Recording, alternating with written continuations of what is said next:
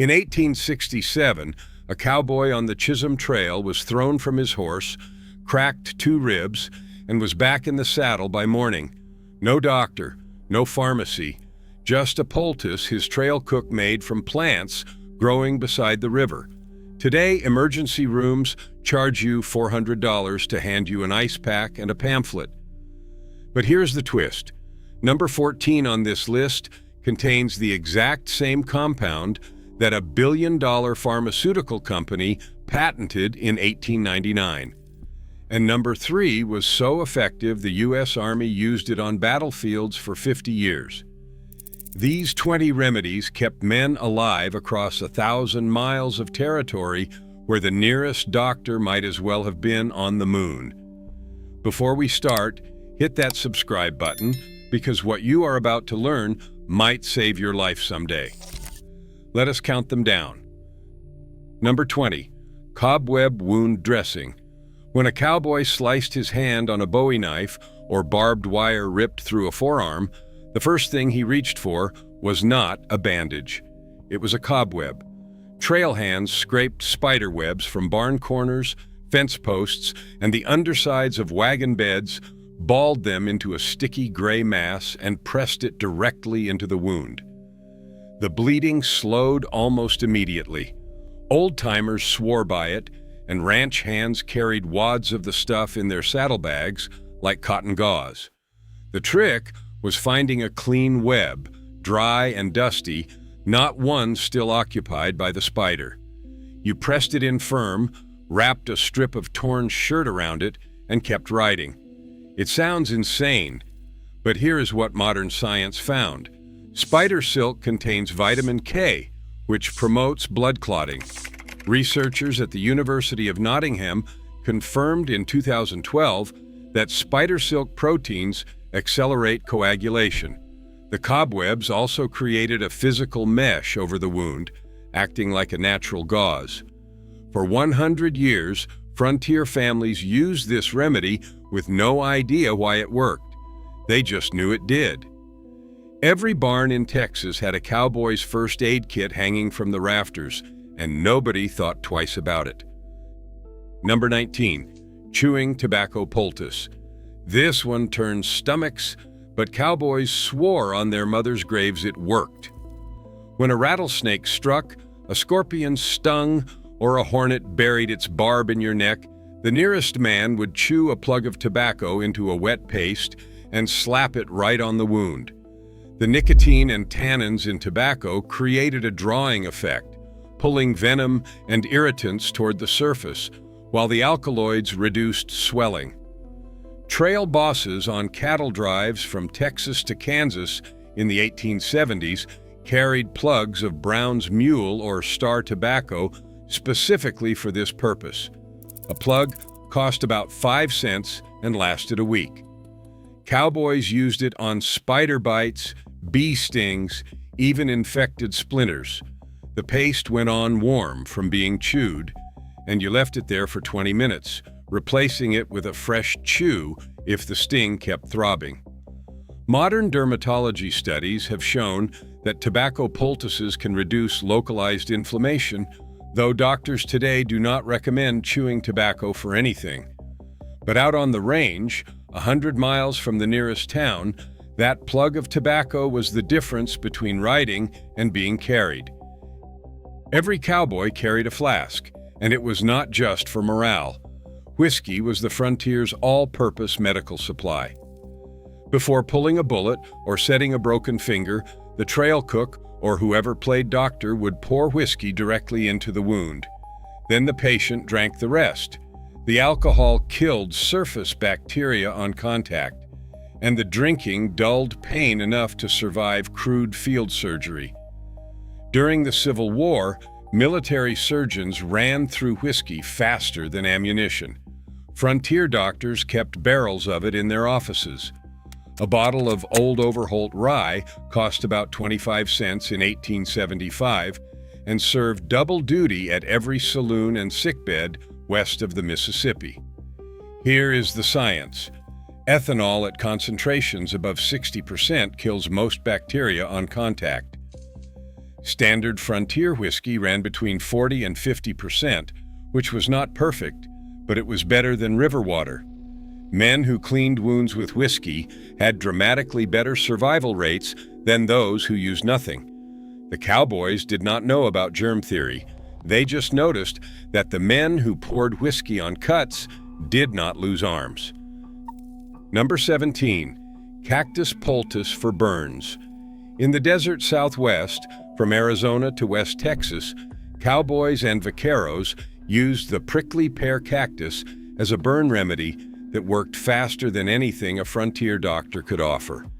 You sliced a pad in half, scraped out the cool, slimy gel inside, and laid it flat side down across the burn. The relief was almost instant.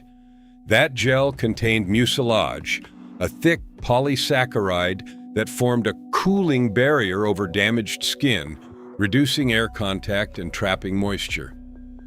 Vaqueros along the Rio Grande taught Anglo cowboys this technique in the 1850s, and it spread north along every cattle trail.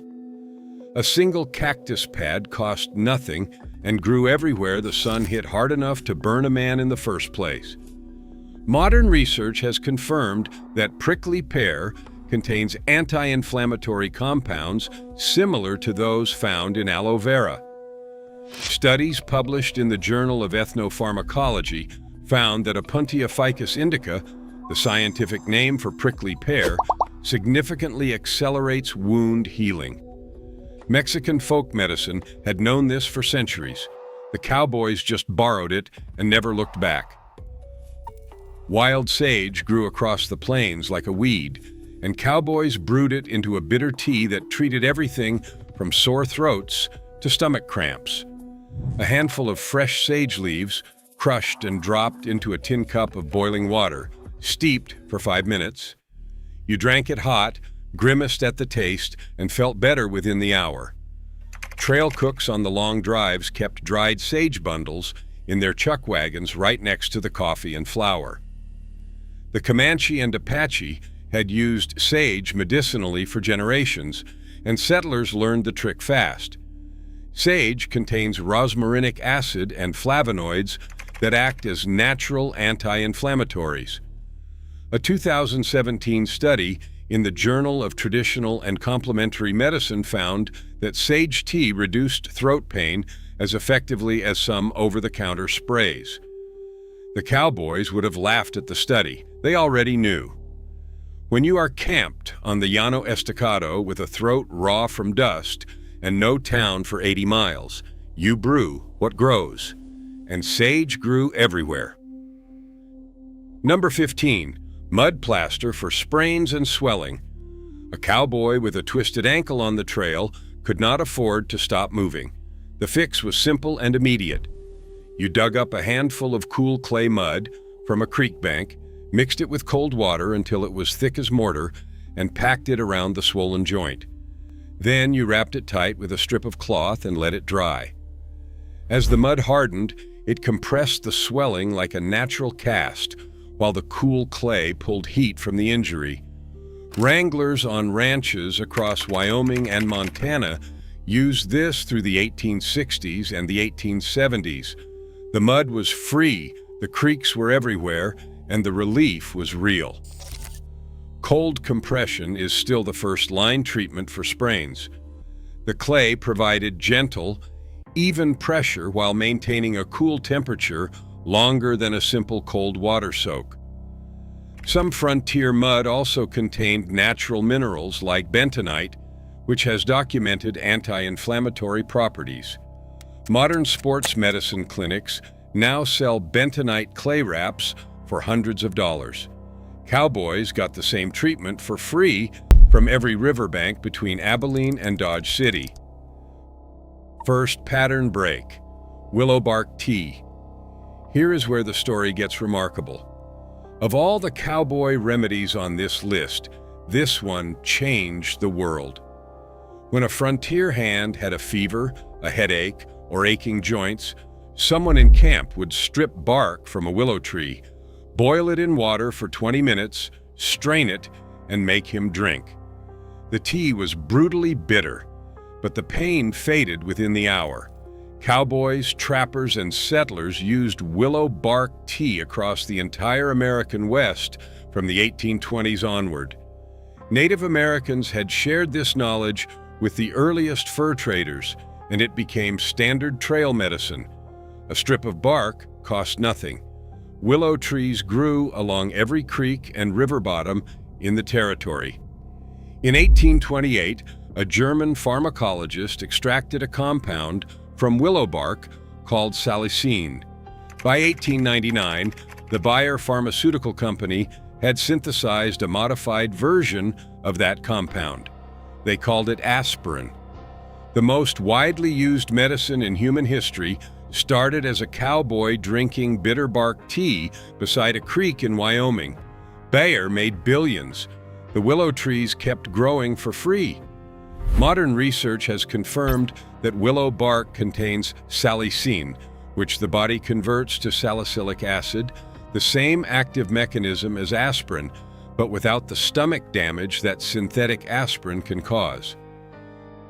Number 13. Cayenne pepper to stop bleeding. When a deep cut would not stop bleeding and cobwebs were not enough, cowboys reached for the cayenne pepper in the chuck wagon. A heavy pinch of ground cayenne pressed directly into an open wound sounds like torture, and for about 10 seconds it was. The burn was ferocious, but the bleeding stopped almost immediately.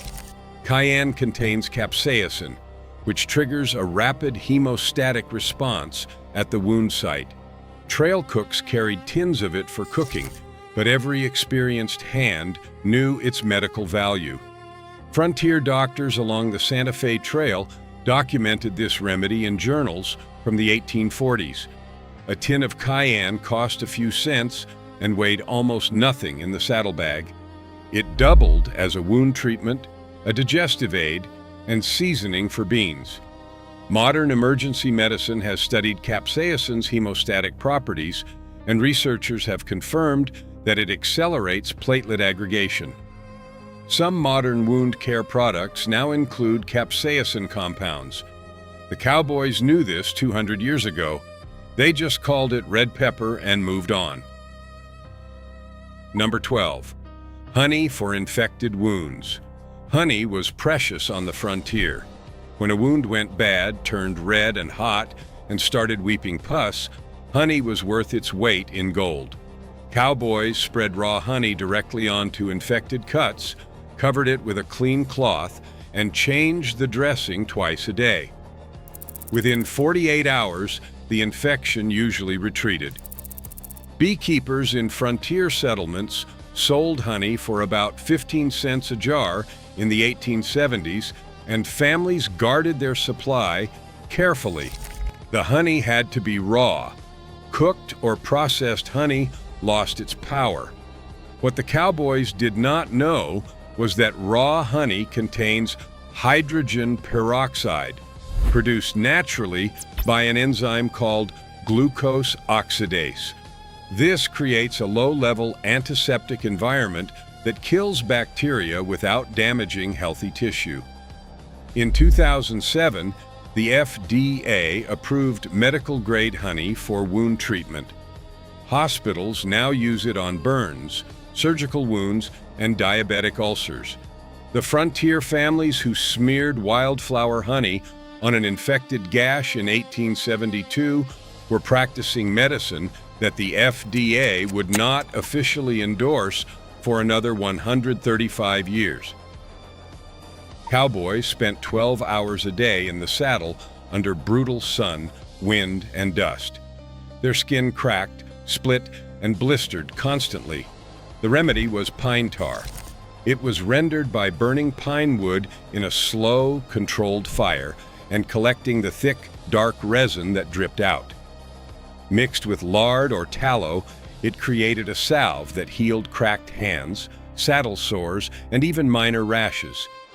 The smell was unmistakable, sharp, smoky, and medicinal. Cowboys rubbed it on their hands every night and smeared it on their horses' legs to prevent cracking too. A jar of homemade pine tar salve cost nothing if you had pine trees nearby. Commercial versions sold for about 10 cents at general stores by the 1880s. Pine tar contains phenols and cresols, natural antiseptic compounds that kill bacteria and fungi. Modern dermatology still uses pine tar in shampoos and creams for eczema and psoriasis. The FDA recognizes it as an effective treatment for chronic skin conditions. Same stuff, different jar. When a cowboy drank bad water, ate spoiled meat, or accidentally swallowed something toxic, the trail cook scraped charcoal from the campfire, crushed it to powder, and mixed it into a cup of water. The cowboy drank the black slurry and waited. Within an hour, the nausea usually passed. Charcoal acted like a sponge in the stomach, binding to toxins and carrying them through the gut before they could be absorbed into the bloodstream. Frontier families kept chunks of hardwood charcoal in their medicine chests alongside the laudanum and castor oil. It cost nothing. Every campfire produced it. You just had to know to use it. Today, activated charcoal is a standard emergency treatment in poison control centers across America. Hospitals administer it for drug overdoses and accidental poisonings. The mechanism is identical to what cowboys discovered by trial and error in the 1850s. The only difference is that modern charcoal is processed in a lab. The frontier version came from last night's fire. Second pattern break, the mustard plaster. Now here is a remedy that grandmothers and cowboys agreed on. When pneumonia, bronchitis, or a deep chest cold settled in, and on the open plains in winter it always did, the treatment was a mustard plaster. You mixed ground mustard seed with flour and warm water to make a paste, spread it on a cloth, and laid it across the chest. The heat built slowly, deep and penetrating, until your skin turned red and your lungs opened up. You left it on for 15 to 20 minutes, no longer, or it would blister the skin. Cavalry units during the Indian Wars carried mustard powder in their medical kits. Ranch wives along the Oregon Trail used it on children with croup. The mustard cost a few cents at any general store. Here is the chemistry. Ground mustard contains sinigrin, which converts to allyl isothiocyanate when mixed with water. This compound dilates blood vessels beneath the skin, increasing blood flow to the chest cavity and loosening congestion. It is called a counter-irritant, and modern physical therapy still uses the same principle with menthol and capsaicin patches. The mustard plaster was crude, but the science was sound. And for a cowboy coughing through a blizzard in a line shack with no doctor within 100 miles, it was the only thing standing between him and a pine box. Number 8. Turpentine for wounds and parasites. Turpentine sounds dangerous, and in large doses it was. But diluted turpentine was one of the most common frontier medicines in the American West. Cowboys applied a few drops mixed with lard to cuts, scrapes, and even open sores. The terpene compounds killed bacteria on contact. Taken internally, a single drop in sugar water was used to expel intestinal parasites, a constant problem for men eating undercooked game and drinking from streams. Civil War surgeons used turpentine extensively on battlefield wounds, and the practice carried west with veterans who became cowboys, ranchers, and settlers. A small bottle cost about 10 cents and lasted months. Modern antiseptics like Listerine originally contained thymol and eucalyptol, both terpene compounds closely related to those in turpentine. The frontier remedy was not as crazy as it sounds. It was harsh, yes. But in a world without antibiotics, terpenes killed the infections that killed men. Number 7. Dried meat broth for recovery. When a cowboy was too sick or injured to eat solid food, The trail cook made bone broth. He took dried jerky or whatever bones were available, cracked them open to expose the marrow, and simmered them in water for hours. The resulting broth was rich, salty, and packed with gelatin, minerals, and amino acids. A sick man who could keep nothing else down could usually stomach a cup of broth. It kept him hydrated and provided just enough nutrition to keep his body fighting. Frontier women made the same broth for children with fever. The process was identical whether you were in a line cabin in Colorado or a ranch house in the Texas Hill Country. Here is what modern nutrition science tells us. Bone broth contains collagen, glycine, proline, and glutamine, amino acids that support gut lining repair, reduce inflammation, and boost immune function. The bone broth trend that exploded in 2015, with specialty shops charging $8 a cup in Manhattan, is the same recipe that a chuck wagon cook made for free in 1871. Number 6. Yarrow for bleeding and fever. Native Americans called it soldier's woundwort because it stopped bleeding faster than anything else in the field. Cowboys learned to recognize yarrow's feathery white flower clusters growing wild across meadows and roadsides from Montana to New Mexico. The plant was crushed into a paste and applied directly to wounds, or brewed into tea for fever. Yarrow contains a chelane, a compound that accelerates blood clotting, and chamizoline, which reduces inflammation.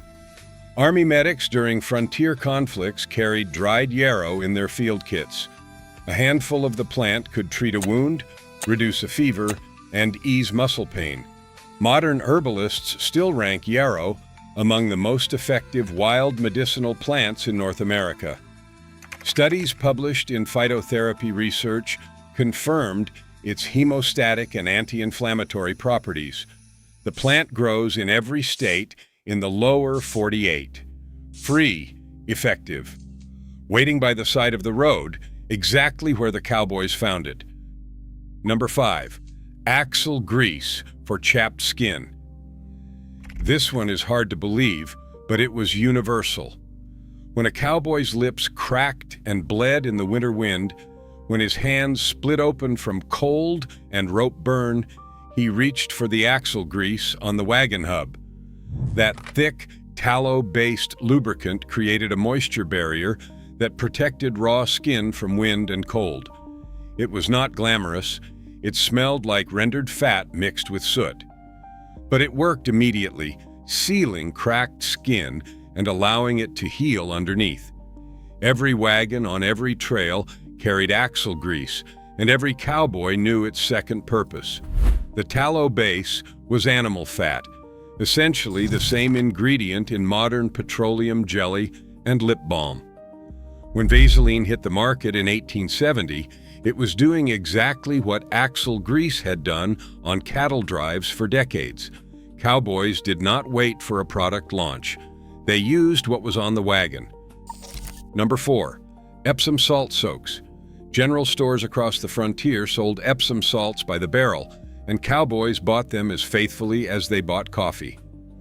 A handful dissolved in a basin of warm water created a soak that drew infection from wounds, reduced swelling in battered joints, and eased the deep muscle pain that came from 14-hour days in the saddle. Cowboys soaked their feet in Epsom salt after long drives. Ranch hands soaked swollen knees and twisted wrists. Frontier wives used it to draw boils and treat infected fingers. 1 pound of Epsom salt cost about 5 cents in the 1870s and lasted for weeks. The active compound is magnesium sulfate, which modern medicine recognizes as an effective anti-inflammatory and muscle relaxant when absorbed through the skin. Hospitals still use intravenous magnesium sulfate to treat seizures and preeclampsia.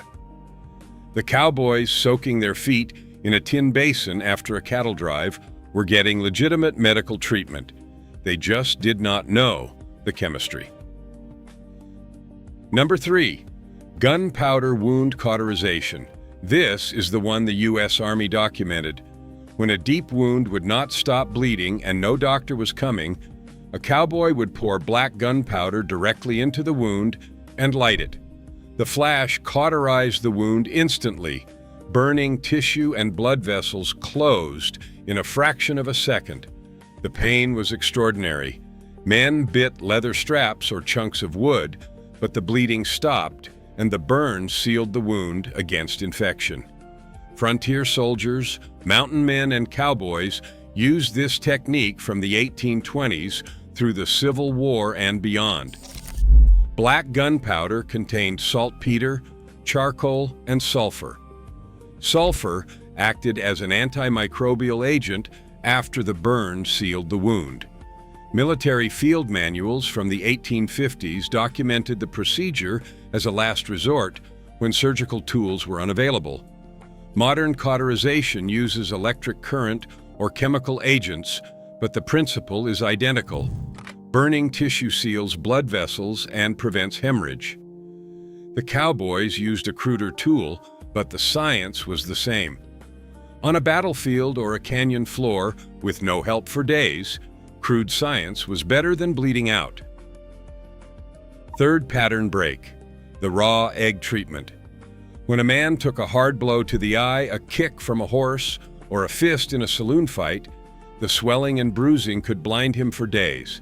The frontier fix was raw EGG. You cracked an egg, separated the white, and spread it gently over the bruised, swollen skin around the eye. As the egg white dried, it tightened and compressed the tissue, reducing swelling like a natural cold compress. The protein in the albumin also created a protective film that held moisture and soothed irritated skin. Cowboys along the Pecos River in the 1870s used this after every brawl. Ranch wives used it on children who ran into fence posts. The egg was already in the chuck wagon for biscuits. Using it as medicine was just common sense. Modern skincare has rediscovered egg white as a tightening and anti-inflammatory agent. High-end facial treatments now use egg white masks for exactly the same properties cowboys used them for over a century ago. The cowboys were just less particular about packaging. Number 1. The hot whiskey and honey toddy. The number 1 remedy on this list was the simplest and the most effective. When a cowboy came in from the cold with a fever, a cough, and chills settling deep into his bones, someone heated whiskey over the fire, stirred in a spoonful of raw honey and a squeeze of lemon if they had it, and handed him the cup. He drank it hot, wrapped himself in a blanket beside the fire, and sweated through the night. By morning, the fever had usually broken. This was not folk superstition. The hot liquid opened airways and promoted mucus clearance. The honey coated the throat and delivered antimicrobial compounds. The whiskey dilated blood vessels, improved circulation, and induced the deep sleep the body needed to fight infection. The alcohol was a sedative. The honey was an antibiotic. The heat was a decongestant. Every ingredient did a specific job. Modern studies have confirmed that honey is more effective than some over-the-counter cough suppressants. A 2020 systematic review published in BMJ Evidence-Based Medicine found that honey outperformed standard care for upper respiratory symptoms. The Cowboys in 1870 knew what Oxford researchers proved in 2020. A hot toddy works. No prescription, no copay, just whiskey, honey, and a campfire. Here is my challenge. Try one of these this week. Just one. The sage tea, the honey wound treatment, the Epsom salt soak, the willow bark. Then come back and tell me if these cowboys were crazy or if they knew something we forgot. Because the pharmaceutical industry did not invent healing. They just patented it. Every single remedy on this list uses ingredients you can find in nature or at any grocery store for less than $5. The cowboys who crossed a continent with no doctors, no hospitals, and no insurance did not just survive. They thrived. And they did it with spider webs, tree bark, and campfire charcoal. Share which one you are going to try first in the comments. I want to see if the whiskey toddy gets more love than the cayenne pepper. I want to know if anyone has a grandmother who still swears by mustard plasters. Because this was not primitive medicine. This was wisdom. And we forgot it because somebody figured out how to charge us $200 for what a cowboy got for free.